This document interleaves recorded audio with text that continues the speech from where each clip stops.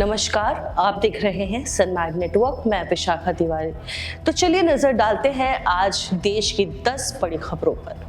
राजनाथ सिंह की अगुवाई वाली डीएसी ने फ्रांस के 114 राफेल फाइटर्स जेट खरीदने के प्रस्ताव को मंजूरी दे दी है। रक्षा मंत्री राजनाथ सिंह की अगुवाई वाले डिफेंस एक्विजिशन काउंसिल डीएसी ने गुरुवार को तीनों सेनाओं के कई एक्विजिशन प्रपोजल को मंजूरी दे दी है। टॉप अधिकारियों ने बताया कि इनमें फ्रांस से 114 राफेल फाइटर्स जेट खरीदने का सौदा भी शामिल है। बीजेपी ने राहुल गांधी के खिलाफ ठोस प्रस्ताव पेश किया है और जीवन बैन की मांग की है। बीजेपी ने गुरुवार को यूएस के साथ ट्रेड डील को लेकर के सरकार पर हमला करने वाले विपक्ष के नेता राहुल गांधी पर पलटवार करते हुए लोकसभा में कांग्रेस नेता के खिलाफ एक अहम प्रस्ताव दिया है। यह प्रस्ताव अगर स्वीकार हो जाता है तो लेजिस्लेटिव बॉडी में इस पर चर्चा और फैसला पक्का करने का एक तरीका शामिल होगा। बीजेपी ने राहुल गांधी के खिलाफ ठोस प्रस्ताव पेश किया है और जीवन बैन की मांग की है। बीजेपी ने गुरुवार को यूएस के साथ ट्रेड डील को लेकर के सरकार पर हमला करने वाले विपक्ष के नेता राहुल गांधी पर पलटवार करते हुए लोकसभा में कांग्रेस नेता के खिलाफ एक अहम प्रस्ताव दिया है। यह प्रस्ताव अगर स्वीकार हो जाता है तो लेजिस्लेटिव बॉडी में इस पर चर्चा और फैसला पक्का करने का एक तरीका शामिल होगा। एप्स्टीन के ईमेल से पुरी की मिस्टिंग का सहयोगी के लिए वीजा मदद का पता चला है। 13 नवंबर 2014 को हरदीप सिंह पुरी ने अमेरिका कारोबारी जेफरी एप्स्टीन और लिंक्डइन सह संस्थापक रीड हॉफमैन को ईमेल में लिखा है कि इंटरनेट आधारित उद्यमी विचारों के लिए तैयार हैं। इससे पहले हॉफमैन ने पुरी को जटिल बताया था। गोवा के मंत्री अंटोसियो बाबुश मोन्सेरेट रेप केस से बरी हो गए हैं। गोवा के एक अदालत ने बुधवार को रेवेन्यू मिनिस्टर और पणजी के बीजेपी एमएलए अनाटोसियो बाबुश मोन्सेरेट को 2016 के एक रेप केस से बरी कर दिया है। कोर्ट ने एक और आरोपी को रोसारिया उर्फ रोजी फोरोस को भी बरी कर दिया है। शूटिंग वीडियो से शर्मिंदा असम के बीजेपी ने अब दावा किया है कि पोस्ट अनऑथोराइज था। सोशल मीडिया मैन को नौकरी से निकाल दिया गया है।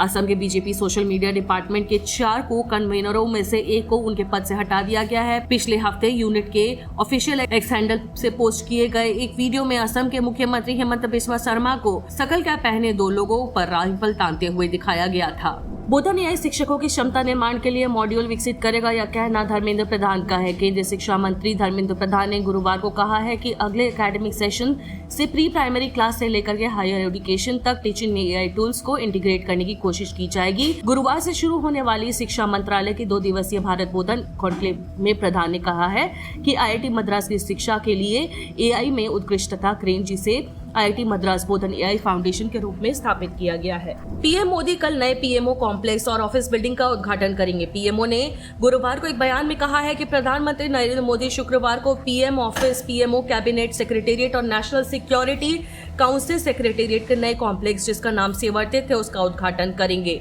सरकार ने बड़े सेंट्रल विस्टा रीडेवलपमेंट के हिस्सा के तौर पर बनाया गया यह कॉम्प्लेक्स द्वारा शिको रोड पर होगा। जमीयत उलमे हिंद ने वंदे मातरम के सभी 6 छंदों को अनिवार्य बनाने के लिए गृह मंत्रालय की आलोचना की है।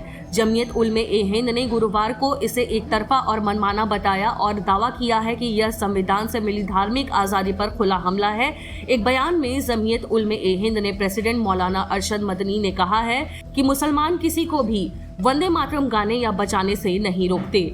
निशिकांत दुबे ने लोकसभा सदस्यता रद्द करने की कोशिश पर राहुल गांधी ने कीवर्ड कवरेज को लेकर के मीडिया पर निशाना साधा है। बीजेपी एमएलए निशिकांत दुबे ने गुरुवार को लोकसभा में विपक्ष के नेता राहुल गांधी के खिलाफ एक अहम मोशन लाने के लिए नोटिस दिया है। इस बारे में पूछे जाने पर कांग्रेस नेता ने मीडिया पर निशाना साधते हुए कहा है कि वह सरकार से एक कीवर्ड को लेकर उसे पर शो करना चाह रहे हैं, जिससे देश को नुकसान हो सकता है। निर्मला सीतारमण को तीखा जवाब देते हुए अभिषेक बैनर्जी ने कहा है कि वह एक गरीब परिवार के किराने के बिल को भी नहीं समझती।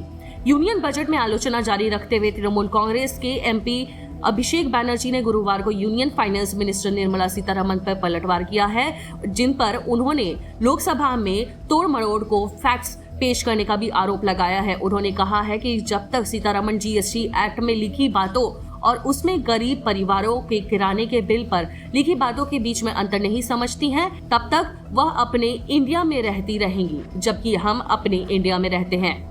तो ये थी देश और दुनिया की 10 बड़ी खबरें जो हमने आप तक पहुंचाई हैं। कैसा लगा वीडियो आप हमें कमेंट में जरूर बताएं और जाने से पहले लाइक करना बिल्कुल भी ना भूलें।